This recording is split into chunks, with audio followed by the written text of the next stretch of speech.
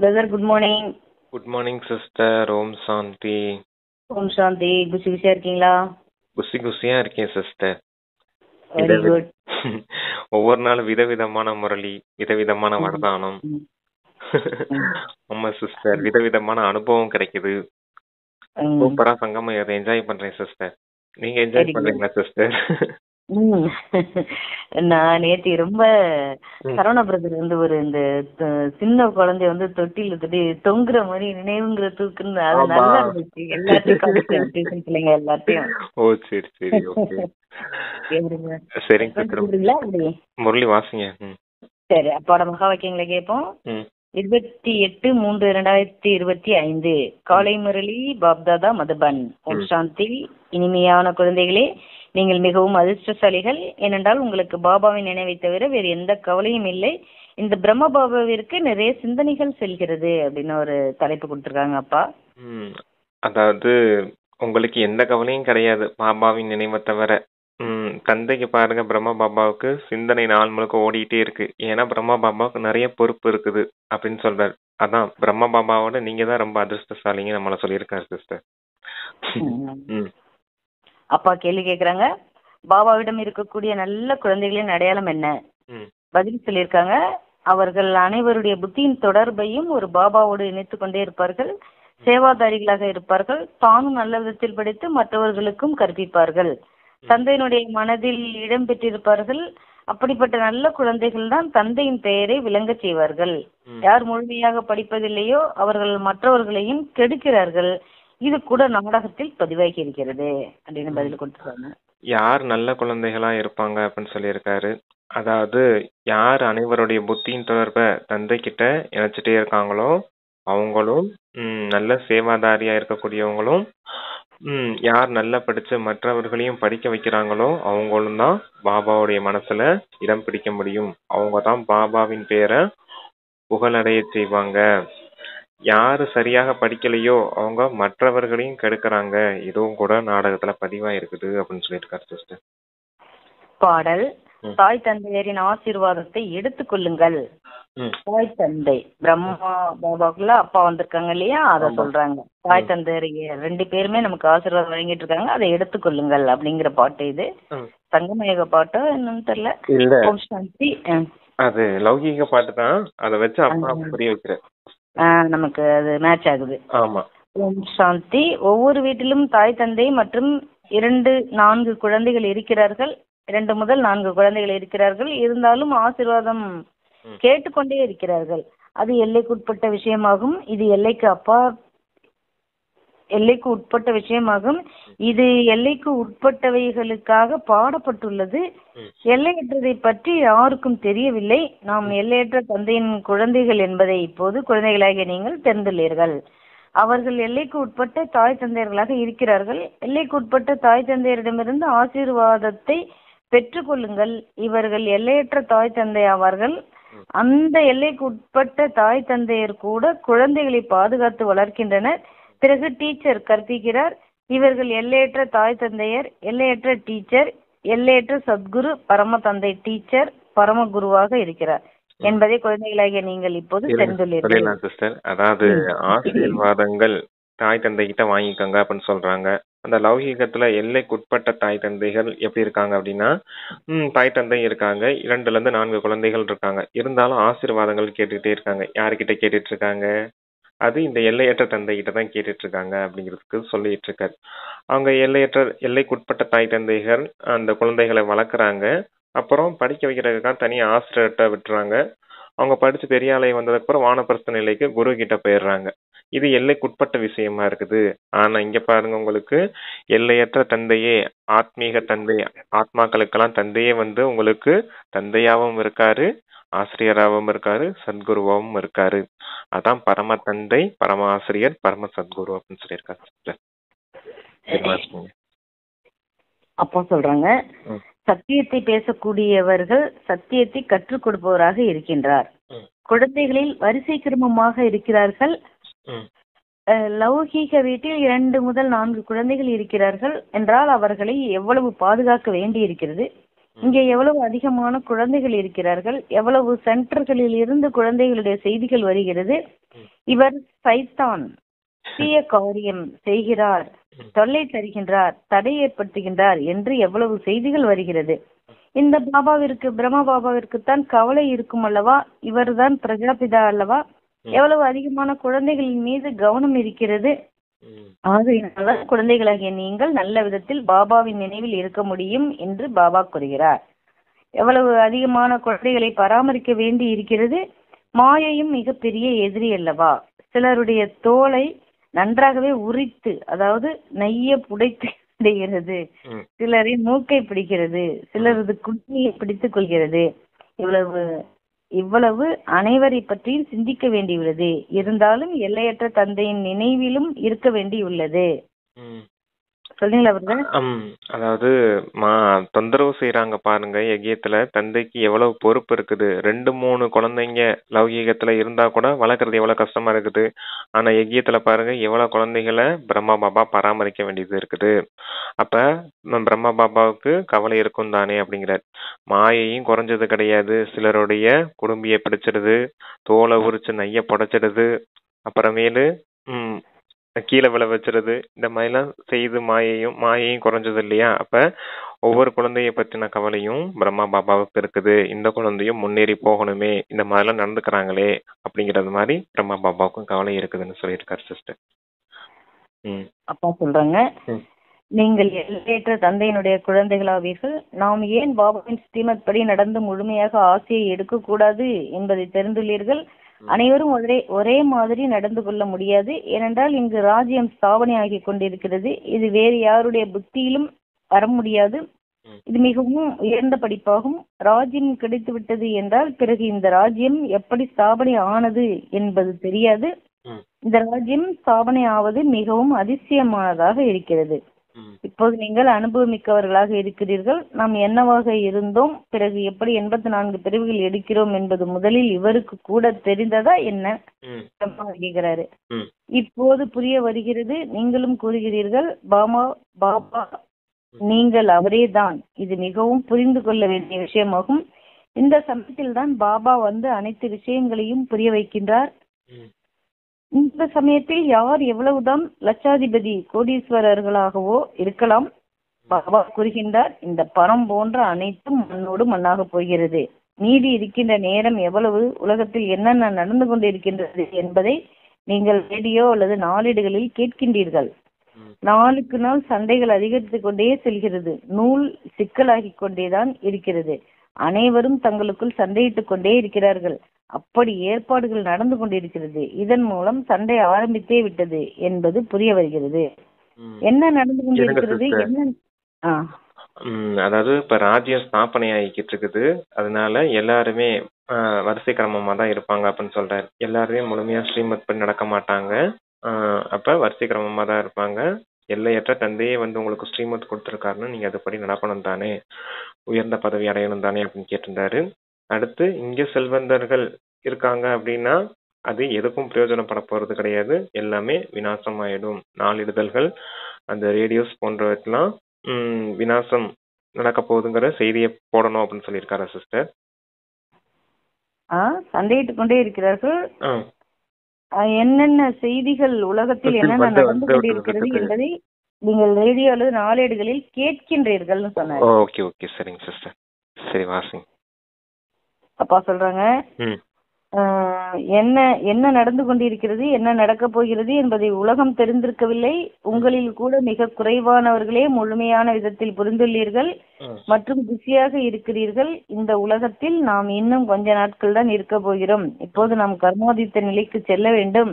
ஒவ்வொருவரும் தங்களுக்காக முயற்சி செய்ய வேண்டும். நீங்கள் தங்களுக்காக முயற்சி செய்கிறீர்கள். யார் எந்த அளவிற்கு செய்வார்களோ அந்த அளவிற்கு பலனை அடைவார்கள். தங்களுடைய முயற்சியை செய்ய வேண்டும் மற்றும் பிறரையும் முயற்சி செய்ய வைக்க வேண்டும்.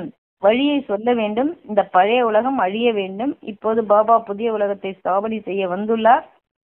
எனவே இந்த விநாசத்திற்கு முன்பாக நீங்கள் புதிய உலகத்திற்கான படிப்பை படித்துக் கொள்ளுங்கள். பகவானுடைய மகா வாக்கியம், நான் உங்களுக்காக ராஜயோகம் கற்றுக் கொடுக்கின்றேன். செல்ல குழந்தைகளே, நீங்கள் நிறைய பக்தி செய்துள்ளீர்கள். ம், அரை கல்பம் நீங்கள் ராவண ராஜ்யத்தில் இருந்தீர்கள் அல்லவா? ம், யாரே ராமன் என்று சொல்லப்படுகிறது என்பது கூட யாருக்கும் தெரியவில்லை. ம், ராமராஜ்யம் எப்படி ஸ்தாபனை ஆனது, இவை அனைத்தையும் பிராமணர்களாகிய நீங்கள் தான் தெரிந்துள்ளீர்கள். ம், உங்களில் கூட எதையும் தெரிந்திராதவர்கள் சிலர் இருக்கிறார்கள். ம். அதாவது இந்த பழைய உலகம் இப்ப விநாசமாக புது உலகத்துக்கான படிப்பை இப்ப தந்தை வந்து கத்து கொடுத்துட்டு இருக்காரு. ராஜயோகம் படிப்பை கத்து கொடுத்துட்டு இருக்காரு. நீங்க நல்ல விதத்துல இப்பயே படிச்சுக்கோங்க.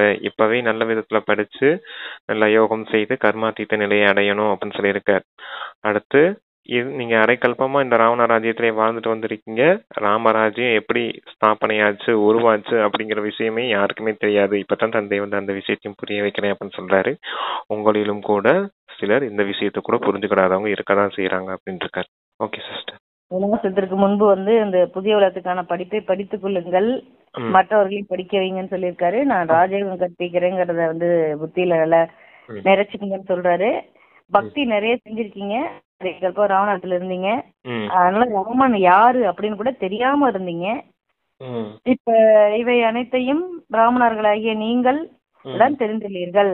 அதுல கூட வரிசைக்கரமா இருக்கு, தெரிஞ்சிடாதவங்க இருக்காங்க. ஏன்னா ராஜ்யத்துல பதவி ஸ்தாபனை ஆயிட்டு இருக்கு இல்லையா, ராஜ்ய பதவி. அதனால வரிசைக்கிரமமா தெரிஞ்சுக்கிறாங்க இருக்கிறாங்க அப்படின்னு சொல்றாங்க அப்பா. பிரதர், அப்பா சொல்றாங்க, யார் அனைவருடைய புத்தியின் தொடர்பையும் ஒரு பாபாவோடு இணைக்கிறார்களோ அவர்கள்தான் பாபாவின் நல்ல குழந்தைகள் ஆவார். யார் சேவாதாரிகளாக இருக்கிறார்களோ, யார் நல்ல விதத்தில் படிக்கிறார்களோ அவர்கள் பாபாவினுடைய மனதில் இடம் பெற்றிருக்கிறார்கள். இன்னும் சிலர் தகுதியற்றவர்களாகவும் இருக்கிறார்கள். சேவைக்கு பதிலாக சேவைக்கு பங்கம் விளைவிக்கிறார்கள். அவர்கள் பாபாவிடமிருந்து தங்களுடைய புத்தியின் தொடர்பை துண்டித்து விடுகிறார்கள். இது கூட நாடகத்தில் பதிவாகியுள்ளது. நாடகத்தின்படி இது நடக்கத்தான் வேண்டும். யார் முழுமையாக படிக்கவில்லையோ அவர்கள் என்ன செய்வார்கள்? மற்றவர்களையும் கெடுத்து விடுவார்கள். ஆகையால் பாபாவை பின்பற்றுங்கள். மற்றும் யார் சேவாதாரி குழந்தைகள் இருக்கிறார்களோ, யார் பாபாவை மனதில் உயர்ந்து இருக்கிறார்களோ அவர்களுடன் சேர்க்கை வையுங்கள் என்று குழந்தைகளுக்கு புரிய வைக்கப்படுகிறது. அதாவது 2 வரி தான் பிரதர் படிச்சு. சரி, சொல்லுங்க. அதாவது புத்தியின் தொடர்பு யாருக்கிட்ட இருக்குதோ, யார் கூட சேரணும் யார் கூட சேரக்கூடாது அப்படிங்கறத பாபா சொல்லியிருக்காரு. யார் நல்ல சேவாதாரியா இருக்காங்களோ, யார் நல்லா படிக்க வச்சு மற்றவர்களையும் படிக்க வைக்கிறாங்களோ அவங்க கூட சேர்க்கையில இருங்க. யாரு மற்றவர்களின் புத்தியின் தொடர்பெல்லாம் தந்தைகிட்ட இணைக்கக்கூடிய சேவை செய்யறாங்களோ அவங்களோட தொடர்புலையும், பாபாவின் மனதில் இடம் பிடிக்கக்கூடியவர்களா யார் இருக்காங்களோ அவங்க தொடர்புலையும் இருங்க அப்படின்னு சொல்லியிருக்கார். இந்த கெட்ட சகவாசத்துல யார் சரியாக படிக்கலையோ அவங்க கூட சகவாசம் வச்சுக்கிடாதீங்க. அவங்களோட தொடர்பு வச்சீங்கன்னா நீங்களும் கீழே விழுந்துடுவீங்க அப்படின்னு சொல்லியிருக்காரு சிஸ்டர். அப்பா சொல்றாங்க, யாரோடு சேர்க்கை வைத்துக் கொள்ளலாம் என்று நீங்கள் கேட்கலாம். இவருடைய சேர்க்கை மிகவும் நன்றாக இருக்கும் என்று பாபா உடனே சொல்லிவிடுவார். நிறைய பேருடைய சேர்க்கையே அப்படித்தான் வைத்துக் கொள்கிறார்கள். அவர்களுடைய தலைகீழான நிறம் ஏறிவிடுகிறது. நல்ல சேர்க்கை உயர்த்தும், தீய சகவாசம் விழ வைத்துவிடும் என்று பாடப்பட்டுள்ளது. தீய சகவாசம் ஏற்பட்டது என்றால் ஒரேடியாக அழித்துவிடும். வீட்டில் கூட தாசிகள் வேண்டும், பிரஜைகளுக்கு கூட வேலைக்காரர்கள் போன்ற அனைவரும் வேண்டும். இங்கே முழு ராஜ்யமும் ஸ்தாபனையாகி கொண்டிருக்கிறது. இதில் மிகவும் பரந்த புத்தி வேண்டும். ஆகையினால் எல்லையற்ற தந்தை கிடைத்திருக்கிறார் என்றால் ஸ்ரீமத்தை பெற்றுக்கொண்டு அதன்படி நடந்து செல்லுங்கள். இல்லை என்றால் பதவி கீழானதாக ஆகிவிடும். இது படிப்பாகும். இதில் இப்போது தேர்ச்சி பெறவில்லை என்றால் பல பிறவிகளுக்கும் கல்பத்திற்கும் தேர்ச்சி பெறாமலே இருந்து விடுவீர்கள். நல்ல விதத்தில் படித்தீர்கள் என்றால் கல்பத்திற்கும் நல்ல விதத்தில் படித்துக் கொண்டே இருப்பீர்கள். இவர்கள் முழுமையாக படிப்பதில்லை என்றால் என்ன பதவி கிடைக்கும் என்று புரிந்து கொள்ளப்படுகிறது. நாம் எந்த சேவையும் செய்வதில்லை என்று அவர்களாகவும் புரிந்து கொள்கிறார்கள். அதாவது கல்பமா நீங்க இப்ப படிச்சு நல்ல விதத்துல முயற்சி பண்ணி உயர்ந்த பதவி அடைஞ்சிட்டீங்க அப்படின்னா ஒவ்வொரு கல்பத்திலயும் நீங்க உயர்ந்த பதவி அடைவீங்க. ஆனா இப்ப சரியா படிக்கல அப்படின்னா என்ன ஆகும்? கல்பத்துக்கும் சரியா படிக்காம கீழான பதவி, தாழ்ந்த பதவி தான் அடைவீங்க அப்படிங்கிறதுக்காக சொல்றாரு. பாருங்க, பிரஜைகளுக்கு கூட தாசியர்கள் இருப்பாங்க. இப்ப நாம கூட இங்க கலியுகத்துல பிரஜைகளா இருக்கோம். நம்ம கூட வீட்டுல வேலைக்காரர்கள் அவங்க எல்லாம் வச்சுக்கிறாங்க இல்லையா? அது போல அங்கேயும் சத்தியுகத்திலையும் சொர்க்கத்திலையும் கூட பிரஜைகளுக்கு கூட வேலைக்காரர்கள் பதவியெல்லாம் இருக்குது. இங்க யாரு இந்த கெட்ட சகவாசத்துல சேர்ந்து இப்படி கெட்ட செயல் செய்துட்டு பங்கம் விளைவிக்கிறாங்களோ சேவைக்கு, அவங்க எல்லாமே பிரஜைகளுக்கு வேலைக்காரர்களா போறது கூட வாய்ப்பு இருக்குது அப்படிங்கறத சொல்றாரு. அதனால எச்சரிக்கையா நடந்துக்கோங்க. இப்ப ஒவ்வொரு கல்பத்துக்கும் உருவாகக்கூடிய பாக்கியத்தை உருவாக்கிட்டு இருக்கீங்க. இந்த கல்பத்துல உயர்ந்த பதவி அடைஞ்சிச்சுன்னா ஒவ்வொரு கல்பத்துல நீங்க தானே உயர்ந்த பதவிக்கு போவீங்க. இந்த கல்பத்துல நீங்க தாழ்ந்த பதவி அடையிற மாதிரி காரியம் செஞ்சுட்டு இருந்தீங்கன்னா ஒவ்வொரு கல்பத்திலயுமே நீங்க தாழ்ந்த பதவி தான் அடைய வேண்டியதாயிடும். அதனாலதான் பிறவியின் பாக்கியம் இல்லதெல்லாம் கல்பத்தின் பாக்கியமா இருக்குது அப்படின்னு புரிஞ்சுக்கிட்டு எச்சரிக்கையா நடந்துக்குங்க அப்படின்னு சொல்லியிருக்காரு சார். சரி வாசிங்க. அப்பா சொல்றாங்க, புத்திசாலிகளைத்தான் சொற்பொழிவாற்ற அழைக்கிறார்கள். எனவே கண்டிப்பாக யார் புத்திசாலிகளாக இருக்கிறார்களோ அவர்கள்தான் உயர்ந்த பதவியும் அடைவார்கள். நான் அந்த அளவிற்கு சேவை செய்யவில்லை என்றால் உயர்ந்த பதவியும் அடைய முடியாது. டீச்சர் மாணவர்களையும் புரிந்து கொள்ள முடியும் அல்லவா? தினமும் படிப்பிக்கின்றார், அவரிடம் குறிப்பேடு இருக்கிறது. படிப்பினுடைய மற்றும் நடத்தையினுடைய குறிப்பேடும் இருக்கிறது. இங்கேயும் அப்படி இருக்கிறது. இதில் முக்கியமானது யோகத்தின் விஷயமாகும். யோகம் நன்றாக இருந்தால் நடத்தையும் நன்றாக இருக்கும். படிப்பில் எங்கேயாவது அகங்காரம் வந்து விடுகிறது. இதில் நினைவினுடைய மறைமுகமான உழைப்பு தேவைப்படுகிறது. அதனால் பாபா எங்களால் யோகத்தில் இருக்க முடியவில்லை என்று நிறைய பேருடைய புகார் வருகிறது. இருங்க சிஸ்டர், அங்க சொல்லிடலாம். அங்க பாருங்களேன், யோகா சரியா வரலைன்னா காரணம் என்னன்றதையும் அங்க சொல்லியிருக்காரு அப்பா. அபிமானம் இருக்குது. எங்க உங்களுக்கு தேக அபிமானமோ இல்ல சேவையின் மீது ஏதோ ஒரு அபிமானமோ பேர் புகழ் மரியாதையின் மீது ஆசையெல்லாம் வச்சுன்னு வச்சுக்கோங்க, என்ன நடக்கும் அப்படின்னா யோகா சரியா வராது. அதுதான் அங்க பிளஸ் பாயிண்ட். எங்க நமக்கு யோகா சரியா வரலன்னு வச்சுக்கோங்க, நல்ல சேவை செய்யறோம், நல்ல ஞானம் படிக்கிறோம், இருந்தாலும் யோகா கனெக்ஷனே கிடைக்க மாட்டேங்குது அப்படின்னா எங்கேயாவது அபிமானம் இருக்குதான்னு செக் பண்ணுங்க. எங்கேயாவது அபிமானம் இருந்துச்சுன்னா கண்டிப்பா யோகா கனெக்ட் ஆகாது அப்படிங்கறத அங்க சொல்லியிருக்காரு சிஸ்டர். அது முக்கியமான பாயிண்ட். அதை ரவுண்டு பண்ணி வைக்கணும், அண்டர்லைன் பண்ணி வைக்கணும். Okay sister. மறைமுகமான உழைப்பு தேவைப்படுகிறது. அப்பா சொல்றாங்க, பாபா எங்களால் யோகத்தில் இருக்க முடியவில்லை என்று நிறைய பேருடைய புகார் வருகிறது. யோகம் என்ற வார்த்தையை நீக்கிவிடுங்கள் என்று பாபா புரிய வைக்கின்றார். எந்த தந்தையிடமிருந்து ஆசை கிடைக்கிறதோ அவரை உங்களால் நினைக்க முடியவில்லையா? அதிசயமாக இருக்கிறதே. ஆத்மாக்களே, நீங்கள் தந்தையாகிய என்னை நினைவு செய்வது இல்லை. நான் உங்களுக்கு வழி சொல்ல வந்திருக்கிறேன். நீங்கள் என்னை நினைவு செய்தீர்கள் என்றால் இந்த யோக அக்னியின் மூலம் பாவம் அழிந்துவிடும் என்று பாபா கூறுகிறார். பக்தி மார்க்கத்தில் மனிதர்கள் எவ்வளவு ஏமாற்றம் அடைய செல்கிறார்கள்.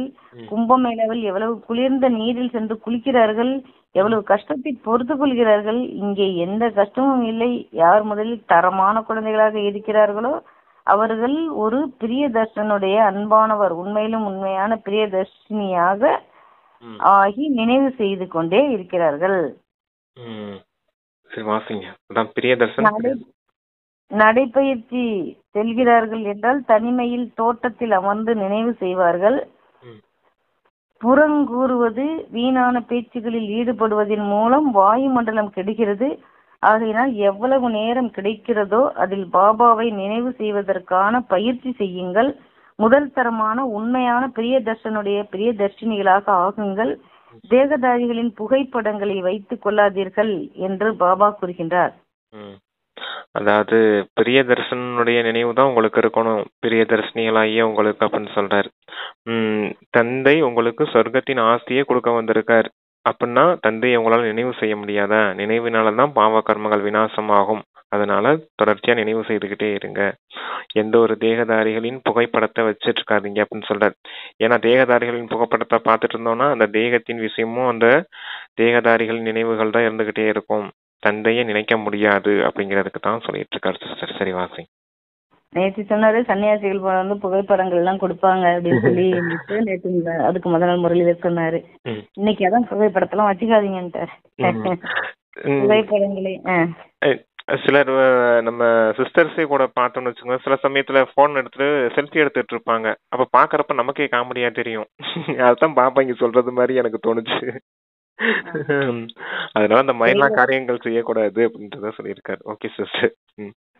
தேகதாரிகளின் புகைப்படங்களை வைத்துக் கொள்ளாதீர்கள் என்று பாபா கூறுகின்றார். யாரை நினைவு செய்ய வேண்டுமோ அந்த ஒரு சிவபாபாவின் புகைப்படத்தை மட்டும் வையுங்கள்.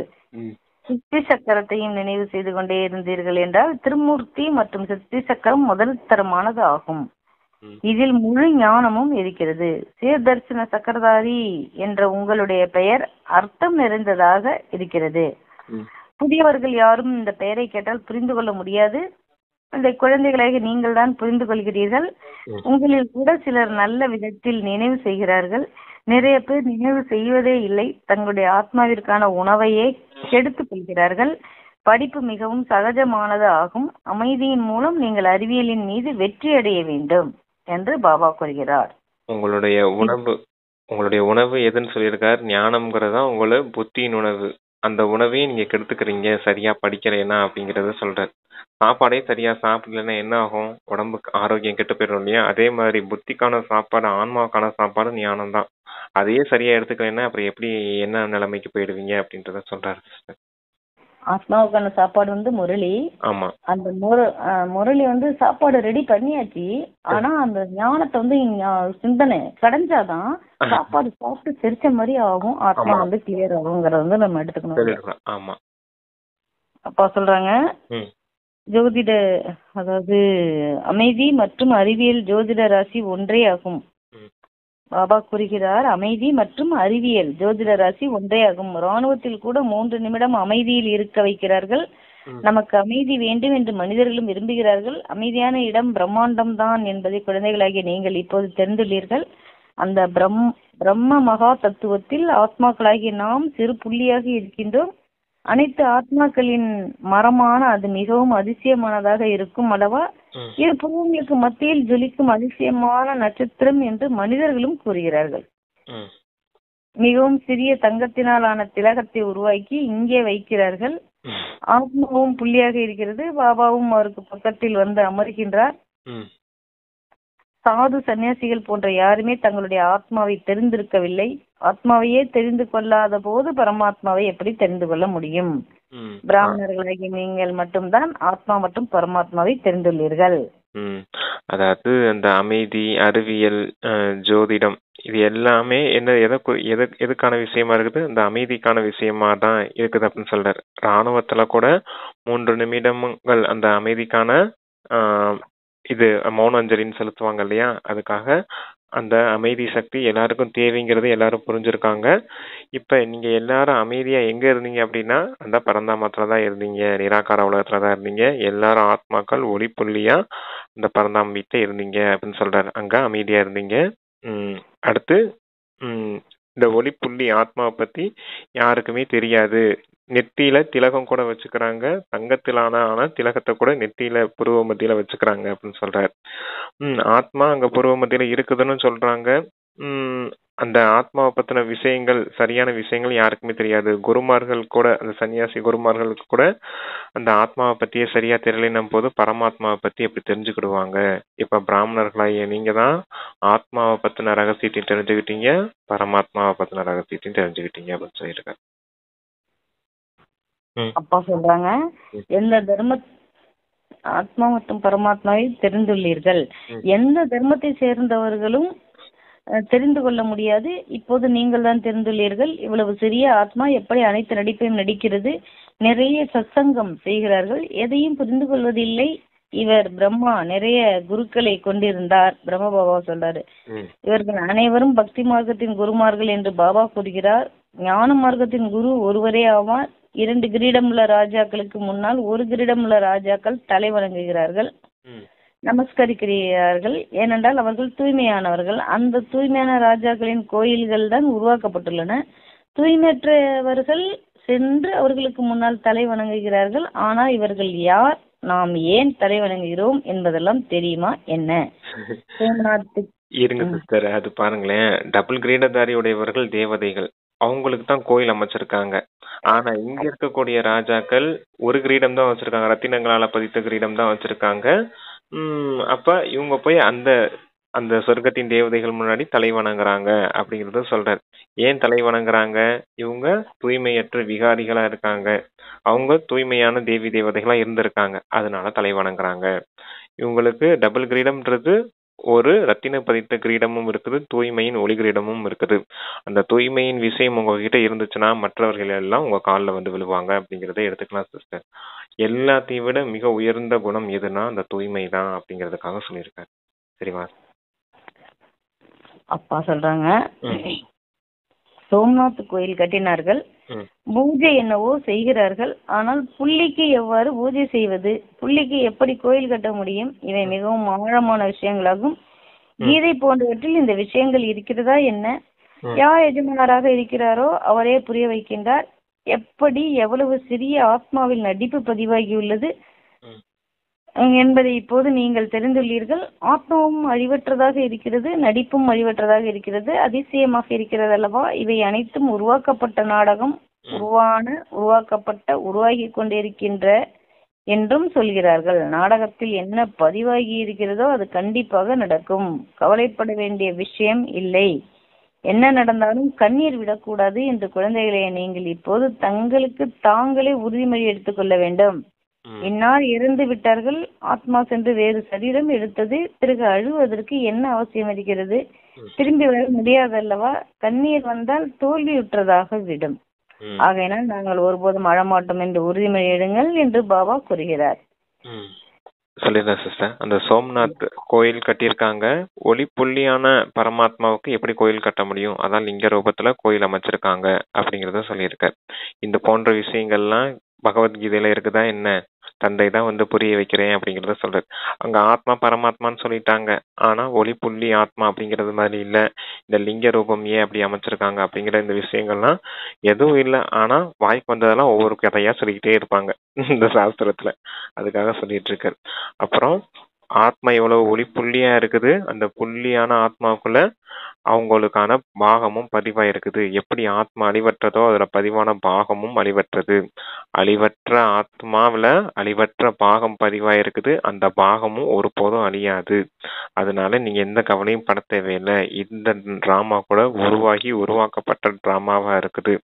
இந்த நேரத்துல யாராவது சரீரம் விடணும்னு டிராமால பிக்ஸ் ஆயிருந்துச்சுன்னா அந்த நேரம் அவங்க சரீரத்தை விடுவாங்க. இதுக்காக நீங்க ஏன் அழுறீங்க? ஆத்மா தான் அழிவற்றது இல்லையா? அந்த ஆத்மா இன்னொரு சரீரத்தை போய் தாரணை செய்துக்க போகுது.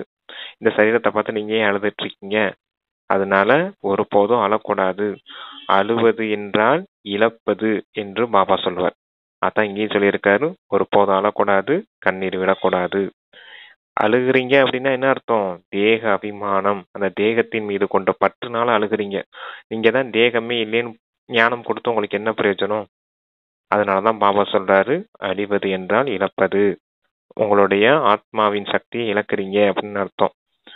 மறுபடியும் அந்த மாயையினுடைய அந்த ராவனுடைய பற்றுக்குள்ளேயும் அந்த தேக அபிமானத்துக்குள்ளேயும் போறீங்க அப்படின்னு அர்த்தம் அப்படிங்கிறதுக்காக சொல்லியிருக்காரு சிஸ்டர். சரிவா? அப்பா சொல்றாங்க, தூரமான பிரம்மத்தில் இருக்கக்கூடிய தந்தையை பற்றி கவலை இருந்தது. அவர் கிடைத்து விட்டார் எனும் போது மீதி என்ன இருக்கிறது? நீங்கள் தந்தையாக என்னை நினைவு செய்யுங்கள் என்று பாபா கூறுகிறார். நான் ஒரு முறைதான் வருகிறேன் இந்த ராஜ்யத்தை ஸ்தாபனை செய்வதற்காக. இதில் சண்டை போன்ற விஷயங்கள் எதுவும் இல்லை. சண்டை நடந்தது பாண்டவர்கள் மட்டுமே எஞ்சி இருந்தார்கள் என்று கீதையில் காட்டப்பட்டுள்ளது. அவர்கள் நாயை உடன் அழைத்து கொண்டு மலையின் மீது சென்று கரைந்து விட்டார்கள் என்று காட்டுகிறார்கள். வெற்றி அடைந்து பிறகு இறந்து விட்டார்கள். இந்த விஷயம் மனதில் நிற்கவில்லை. இவை அனைத்தும் கட்டுக்கதைகள். இதைத்தான் பக்தி மார்க்கம் என்று சொல்லப்படுகிறது. அதாவது அந்த பாண்டவர்கள் வெற்றி அடைஞ்சாங்க, அப்புறம் மலையில சென்று கரைஞ்சிட்டாங்க, அந்த நாயை உடன் அழைச்சிட்டு போனாங்க அப்படிங்கறது மாதிரி கதை பகவத்கீதையில, அதாவது மகாபாரதத்துல எழுதி வச்சிருக்காங்க. இது போன்றவை எல்லாமே கட்டுக்கதையாகும். நீங்க என்ன செய்றீங்க? உயர்ந்த இடத்துக்கு நீங்க ஆத்மாக்களாகி நீங்க இங்க டிராமால பாட்டு பண்ணிட்டு இருக்கீங்க. உயர்ந்த இடத்துல இருக்கக்கூடிய பரமாத்மாவை நினைவு செய்றீங்க. நினைவு செய்து பரந்தாமா வீட்டுக்கே போறீங்க. அந்த விஷயத்த, ஆத்மாவின் விஷயத்த அவங்க அப்படியே தேக ரீதியா எழுதி வச்சிருக்காங்க ஒரு கதையா அப்படிங்கறத சொல்றேன். ஓகே சிஸ்டர், அதான் சொல்றேன். கரைந்து விட்டார்கள்னு சொல்றது இங்க அந்த தேகம்ங்கிற நினைவை கரைச்சிட்டாங்க, ஆத்மா அபிமானியா ஆனாங்க. அதத்தான் அப்படி சொல்றாங்கன்னு சமிக்கை கொடுக்குறாங்க அப்பா நமக்கு. குழந்தைகளாகிய உங்களுக்கு இதன் மீது வைராக்கியம் இருக்க வேண்டும் என்று பாபா கூறுகின்றார். பழைய பொருட்களின் மீது வெறுப்பு ஏற்படுகிறது அல்லவா? வெறுப்பு என்பது கடுமையான வார்த்தை, வைராக்கியம் என்பது இனிமையான வார்த்தை. இதுதான் சிஸ்டர் ரொம்ப முக்கியமான வார்த்தை.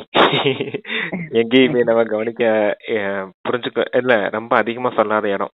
வெறுப்புன்னு நம்ம சொன்னோம்னா அது கடுமையான வார்த்தையா இருக்குது. வைராக்கியம் சொன்னா அது இனிமையான வார்த்தையா இருக்குது அப்படின்னு சொல்லியிருக்காரு. Okay sister. ஞானம் கிடைக்கிறது என்றால் பக்தியின் மீது வைராக்கியம் ஏற்பட்டு விடுகிறது. சத்தியுகம் திரேதாவில் ஞானத்தின் பலன் 21 பிறவிகளுக்கு கிடைத்து விடுகிறது. அங்கே ஞானத்திற்கு அவசியம் இருப்பதில்லை. பிறகு நீங்கள் இறங்கும் மார்க்கத்தில் செல்கிறீர்கள் என்றால் ஏன் இப்படியில் இறங்குகிறீர்கள்? இப்போது கடைசியாகும். இப்போது இந்த பழைய உலகத்தின் மீது குழந்தைகளாகிய உங்களுக்கு வைராக்கியம் வர வேண்டும் என்று பாபா கூறுகின்றார். நீங்கள் இப்போது சூத்திரனில் இருந்து பிராமணர்களாக ஆகியுள்ளீர்கள், மீண்டும் தேவதைகளாக ஆவீர்கள் என்று பாபா கூறுகிறார். மற்ற மனிதர்கள் இந்த விஷயங்களை பற்றி என்ன தெரிந்து கொள்வார்கள்? விராட ரூப சித்திரத்தை உருவாக்குகிறார்கள், ஆனால் அதில் உச்சி குடுமி இருக்கிறது, சிவன் இல்லை. தேவதை, சத்திரியர், வைசியர், சூத்திரர் என்று சொல்லிவிடுகிறார்கள். சூத்திரனிலிருந்து தேவதையாக எப்படி யார் மாற்றுகிறார் என்பது போன்ற எதையும் தெரிந்திருக்கவில்லை. தேவி தேவதைகளாகிய நீங்கள் எவ்வளவு செல்வந்தர்களாக இருந்தீர்கள், பிறகு அந்த பணம் அனைத்தையும் எங்கே இழந்தீர்கள்? தலை வணங்கி வணங்கி தலை அவர்களுடைய பாதத்தில் விழுந்து தங்களுடைய பணத்தை இழந்தீர்கள். நேற்றைய விஷயம் அல்லவா? உங்களை இப்படி தேவதைகளாக உருவாக்கி விட்டு சென்றேன். பிறகு நீங்கள் என்னவாக ஆகிவிட்டீர்கள்? அச்சா, நிறைவேறுகிறது. ஆமா. சரி. அதாவது ஞானம், பக்தி, வைராகியம் மூணையும் சொல்றார். இப்ப இந்த பக்தியின் மீது உங்களுக்கு வைராகியம் வந்துருச்சு, ஞானத்தை இப்ப கேட்டுட்டு இருக்கீங்க. இந்த ஞானத்தின் பலனா உங்களுக்கு 21 பிறவி சொர்க்கத்தின் ஆஸ்தி கிடைக்கும் அப்படின்றத சொல்லியிருக்காரு. மீண்டும் சொர்க்கத்தின் ஆஸ்தி கிடைச்சதுக்கு அப்புறம் ஏணிப்படியின் சித்திரத்தை பாருங்க, அதுல எப்படி இறங்கி வாரீங்க அப்படின்னு. அதே போல நீங்க இறங்கி வந்துதான் ஆகணும். இப்ப பிராமணர்களா இருக்கீங்க, அடுத்து தேவதையாவீங்க, அடுத்து சத்திரியன், வைசியன், சூத்திரன் இந்த வம்சத்துல வந்துதான் ஆகணும். நீங்க இப்ப சூத்திரன்ல இருந்து பிராமணர்களா மாறி இருக்கீங்க அப்படின்றத சொல்றாரு. அதான் அந்த விராட ரூபத்துல கூட பாருங்க, இது தேவதைகளை காமிச்சிருக்காங்க, சத்திரியர், வைசிய, சூத்திரர் காமிச்சிருக்காங்க. ஆனா அந்த சிவனை காமிக்கல. பிராமணர்கள் உச்சி குடும்பிக்கு சமமானவர்கள் அப்படிங்கிற விஷயத்தையும் அவங்க குறிக்காம விட்டாங்க. அப்ப அந்த படம் கூட, சித்திரம் கூட தப்பா போயிடுச்சு பக்தி மார்க்கத்துல அப்படிங்கிறத சொல்றேன். அப்ப நான் உங்களை எந்த மாதிரி உயர்ந்தவர்களா, தேவதைகளா, சொர்க்கத்தின் தேவதைகளா உருவாக்கிக்கிட்டு போயிருந்தேன், இப்ப நீங்க என்னவாயிட்டீங்க பாருங்க அப்படிங்கறத சொல்றாரு. சரிங்க சிஸ்டர். அதாவது அப்பா தேவதைகளா உயர்த்திட்டு போனாரு, சத்துவ பிரதான் நிலைக்கு உயர்த்திட்டு போனார். நம்ம டிராமா படி கொஞ்சம் கொஞ்சமா கலைகளை இழந்து எல்லாத்தையும் குறைஞ்சு இப்ப தமோ பிரதான் நிலை சூத்திரர்களா மாறி போயிருந்தோம். இப்ப தந்தை மீண்டும் நம்மள ஆத்மன் ஜென்மம் கொடுத்து பிராமண யுகத்துக்கு, சங்கம யுகத்துக்கு கூட்டிட்டு வந்துட்டாரு அப்படிங்கிறதுக்காக சொல்லியிருக்காரு. சரிங்க சிஸ்டர்.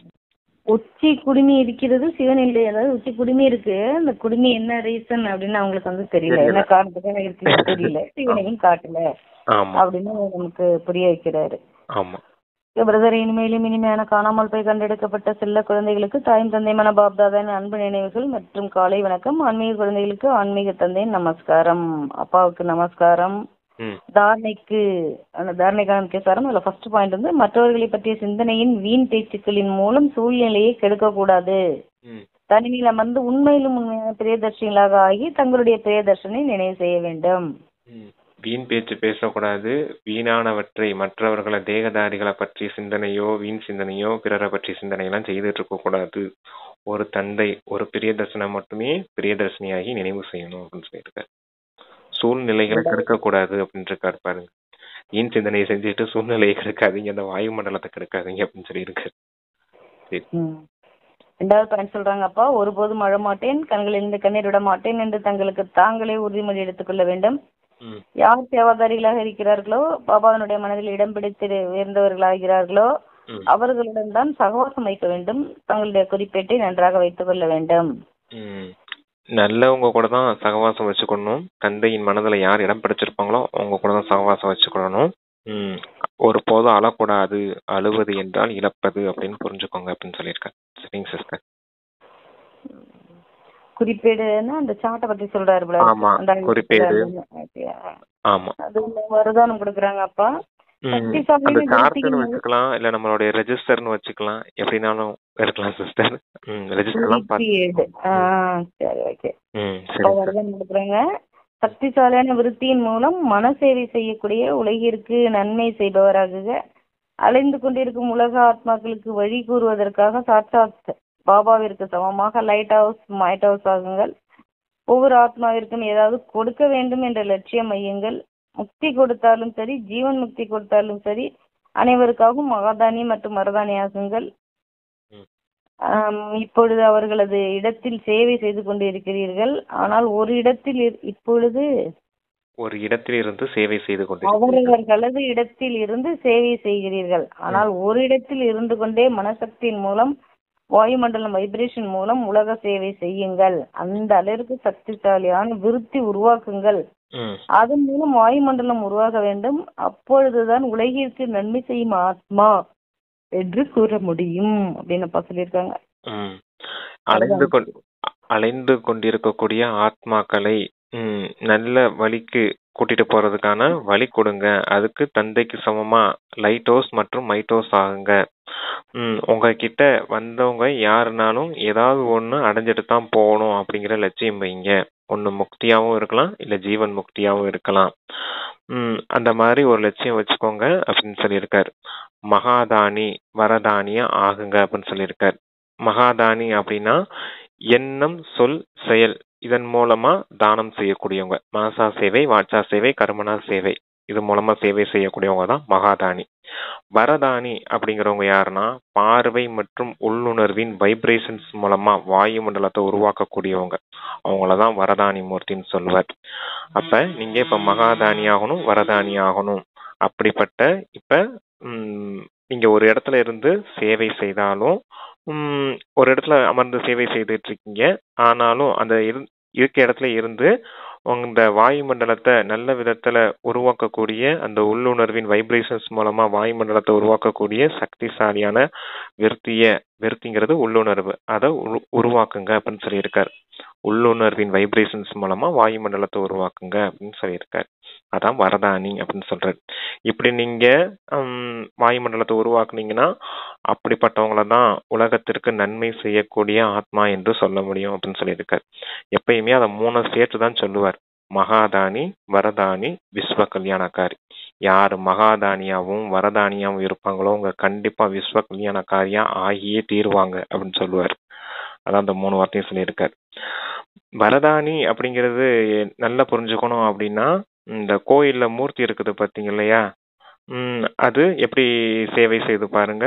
அந்த இடத்துக்கு வரவங்களை எல்லாரையும் அமைதிப்படுத்தி அனுப்புது இல்லையா. தேவி உங்களுடைய பார்வை கூட, ஒரு கடைக்கண் பார்வை கூட எங்களுக்கு கிடைக்காதா அப்படிங்கிறது மாதிரி தானே பக்தர்கள் வேண்டிக்கிட்டு இருப்பாங்க தேவி அந்த தேவன் கிட்ட எல்லாம். அது போலதான் நீங்க உங்களுடைய பார்வையினாலே அவங்களுக்கு சக்தி கொடுக்கக்கூடிய அளவுக்கு அவங்க மற்ற ஆத்மாக்களுக்கு சேவை செய்யக்கூடியவர்களா நீங்க இருக்கணும். உங்களுடைய உள்ளுணர்வு இருக்குது இல்லையா, அந்த வைப்ரேஷன்ஸ் மூலமா மற்றவர்களை அமைதிப்படுத்தக்கூடியவர்களாகவும் அன்பின் அதிர்வுகளை பரப்பக்கூடியவர்களாகவும் இருக்கணும். அந்த ஜடமூர்த்தியை அந்த அளவுக்கு சேவை செய்து அப்படின்னா நீங்க எல்லாரும் எப்படி இருக்கீங்க? சைத்தன்ய மூர்த்தியா இருக்கீங்க. அப்போ உங்களுடைய உள்ளுணர்வின் வைப்ரேஷன்ஸ் மூலமா உலகத்துக்கே நன்மை செய்ய முடியாதா அப்படின்னு கேட்பார். அதைத்தான் அவங்க டீட்டெயிலா கொடுத்துருக்காரு சிஸ்டர் இங்க வரதானத்துல. ஈஸியா புரிஞ்சுக்கணும்னா மகாதானி, வரதானி, விஸ்வ கல்யாணக்காரி 3 வேர்டை ஞாபகம் வச்சுக்கோங்க. Okay sister. ஜடமூர்த்தி ஈஸியா சேவை செஞ்சுட்டு போயிடுது. இந்த சைத்தன்யமான மூர்த்தியை சேவை செய்யறதான முயற்சி விளைக்க வேண்டியிருக்கு.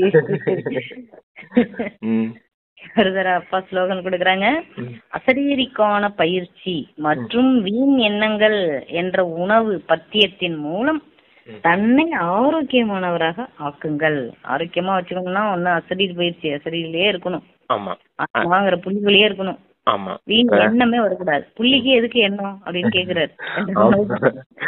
அதாவது உடல் எடையை குறைக்கணும் அப்படின்னா என்ன செய்வாங்க அப்படின்னா, உடல் எடையை குறைச்சாதான் ஆரோக்கியமா இருக்க முடியும்னு சொல்லிட்டு உடல் எடையை குறைக்கிறதுக்காக எக்ஸசைஸ் பண்ணுவாங்க, பாடி எக்ஸசைஸ் பண்ணுவாங்க. அப்புறமேலு உணவுக்கான பத்தியம் இருப்பாங்க. அதே போல ஆத்மா ஆரோக்கியம் உடையதா வெயிட்லெஸ்ஸா இருக்கணும்னா, அது எடை குறைஞ்சு இருக்கணும், வெயிட்லெஸ்ஸா இருக்கணும் அப்படின்னா ஒண்ணு அசரீரி பயிற்சி பண்ணுங்க. உடலுக்கான எக்ஸசைஸ் அங்க பண்றாங்க, நீங்க அசரீரி பயிற்சி ஆத்மாக்காக பண்றீங்க. அங்க சாப்பாடை குறைச்சு சாப்பிடுறாங்க, இங்க நீங்க வீண் சங்கல்பம் அப்படிங்கிற அந்த சாப்பாடை குறைங்க அப்படிங்கறது சொல்றாரு. அப்பனா தான் ஆத்மா வெயிட்லெஸ் ஆகும் அப்படின்னு சொல்லியிருக்காரு சிஸ்டர். அப்பதான் நீங்க ஆரோக்கியமா இருப்பீங்கன்னு ஆத்மாவுக்கு சொல்லியிருக்காரு இங்க. சரிங்க சிஸ்டர். அப்பாவே பேஷார கொடுக்குறாங்க. சத்தியம் மற்றும் பண்பாடு என்ற நாகரிகத்தை தாரணை செய்யுங்கள். இப்பொழுது தனது சொற்பொழிவின் ரூபத்தை மாற்றிக்கொள்ளுங்கள். உலக அமைதிக்கான சொற்பொழிவு அதிகம் செய்துவிட்டீர்கள். ஆன்மீக ஞானம் மற்றும் சக்தி என்றால் என்ன மற்றும் அதற்கான வழி என்ன? இந்த சத்தியத்தை பண்பாட்டுடன் நிரூபணம் செய்யுங்கள். பகவானின் காரியம் நடைபெற்றுக் கொண்டிருக்கிறது என்று அனைவரும் புரிந்து கொள்ள வேண்டும். தாய்மார்கள் மிக நல்ல காரியம் செய்து கொண்டிருக்கின்றனர். காலத்தின் அனுசாரமாக இவ்வாறு பூமியை தயார் செய்ய வேண்டும். ஆனால் எப்படி தந்தை குழந்தைகளை வெளிப்படுத்தி இருக்கிறாரோ அதே போன்று குழந்தைகள் தந்தையை வெளிப்படுத்த வேண்டும். அப்போதுதான் பிரத்யட்சத்தாவின் கொடி பிறக்கும். தந்தை எப்படி குழந்தைகளை வெளிப்படுத்தினாரு? பாபாவோட குழந்தை வந்து பிரசிடென்ட், பிரைம் மினிஸ்டர்,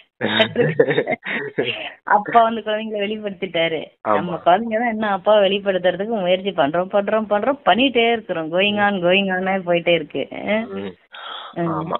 இப்போ உங்களுடைய சொற்பொழிவின் ரூபத்தை மாத்துங்க, அதுக்கு தான் சொல்லியிருக்காரு.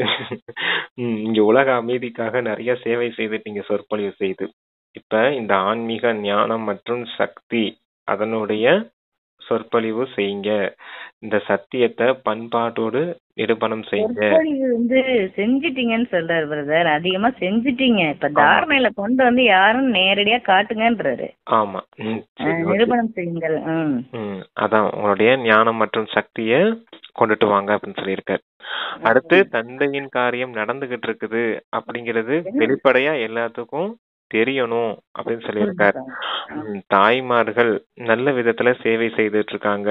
சமயத்துக்கு ஏத்தது மாதிரி இப்ப அந்த பூமியை தயார் செய்யுங்க அப்படின்னு சொல்றாரு.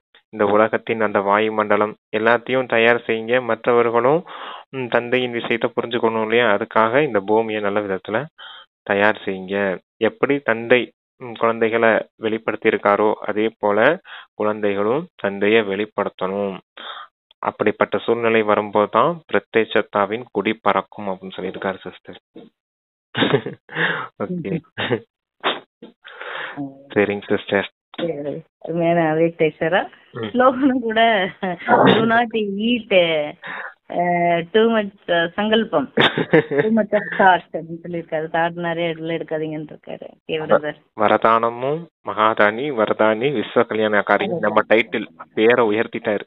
நீங்களாம் யார் தெரியுமா? சாதாரண தானி கிடையாது, மகாதானி வரதானி விஸ்வ கல்யாணக்காரி அப்படின்னு சொல்லிட்டு. Okay sister, thank you. ஓம் சாந்தி. முக்தி ஜீவன் முக்தி காட்டக்கூடிய லைட் ஹவுஸ் அப்படிங்கிற வரதான் சோமானத்தை நம்ம எடுத்துக்கலாம். அந்த வரதானத்துல இருந்து சோமானம் வந்து மகாதானி வரதானி அந்த சோமானமும் பிராக்டிஸ் பண்ணிக்கலாம். இந்த லைட் ஹவுஸ் கொடுத்துருக்காரு பாருங்க, முக்தி ஜீவன் முக்திக்கான வழி காட்டக்கூடிய மாதிரி இருக்கும் அப்படிங்கிறது.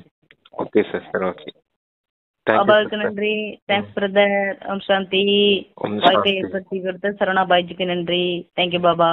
தேங்க்யூ பாபா.